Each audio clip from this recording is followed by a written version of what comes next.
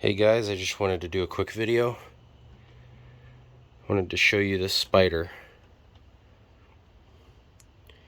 I put this piece in not 5 minutes ago, well maybe 10 minutes ago, and this little industrious bud decided that he wanted to make a nest here, or a web.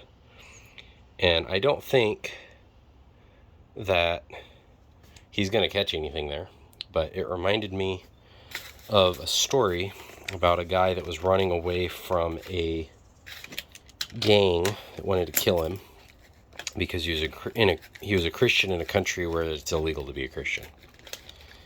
And he ran into a cave. He'd basically almost given up on God. He thought that God had abandoned him because otherwise he wouldn't be in the predicament he was in. And so he crawled into this cave and he was just waiting for these guys to find him and gun him down. And so he's in this cave and he's waiting because these guys are actively chasing him. And so he is trying to be quiet, but he's also kind of resigned himself to not having, not being able to live any longer. He's going to die. He knows it. And so as he's sitting there, he sees a spider start weaving a web in front of his cave. And he's watching this spider and he's thinking, man, this is sure taking forever for these guys to, come over here and find me.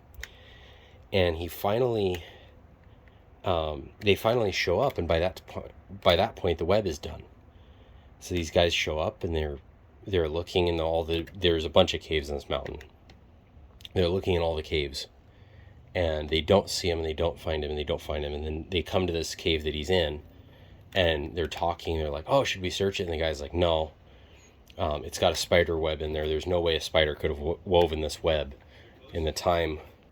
Anyway, this spider, they're saying, oh, this spider there's no way it could have woven this web in the time that it's taken us to find, to chase this guy. There's no way he could have gone through there because there's a spider web there and it couldn't have been done afterwards.